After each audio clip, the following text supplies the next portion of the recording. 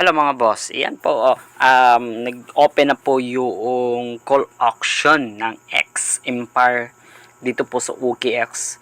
Ngayon po pala guys, yung call auction, kumbaga, sino mo yung gusto mag-trade, right? So dito guys, merong itong time, yan nakikita nyo po, and in 48 minutes. So 1 hour po yan.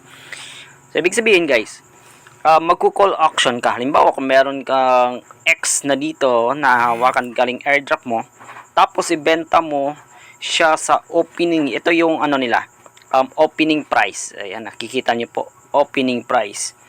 Kung ibebenta mo yan sa ganyang amount, so yung total na ano, kung imamax mo yan, yung mabebenta mo, yung kikitain mo agad is 13 point yan. Yan po in USDT. So magko-call auction ka, itong naki-green, itong mga green, yan po ay yun po yung bumibili, gustong bumili. So nakikita nyo po sa amount ng sa amount ng 1.75, nasa around 1.7 billion na po yung gustong bumili. Nag-call auction 1.2 billion. Ito naman po ay yung pinakaibaba. Ayan, nakikita nyo po. Yan po ay nasa around ano. Yung green, ayun naman po nagbenta sa itaas. Yung 0.001750,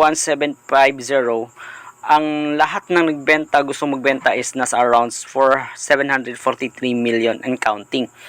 So yun po yung lahat ng X na gustong magbenta. So meron naman pong gustong magbenta sa around 0.001755, nasa around 1.7 million and counting. Yan po yung call to auction pala. So after that, pagkatapos po ng time na yan, yung mag-end yung time, ay siguro guys, mag-start na yung trade. Right? So mag-start na yung trading. So kung meron ka dito, mag-call auction ka, isi-set mo yan, limbawa amount na ito, meron akong hawak na 75,142. Halimbawa mag-call to auction ako, 1.75, yan po yung current price, yung opening price, yan po yung bibenta ko. Halimbawa sell X na ako, okay? So yung order, merong order diyan. So meron ka makikita dito guys na ito arrow. So yan, diyan naka-order yung diyan nakalagay yung order mo. Napasali ka dito sa 758 million, 56 million and counting. Yan, napasali yung auction mo. So mag-start yung trading guys.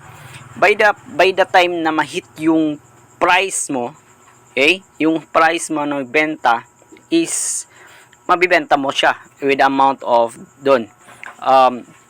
Yung selling price niya nasa around $13.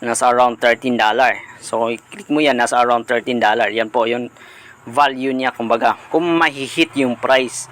Halimbawa naman po, kung baka magbaba pa siya ng magbaba, baka hindi mahit. Pero kung tumaas yung price, mahit talaga yung price mo. Right? So yun po yung call to auction guys.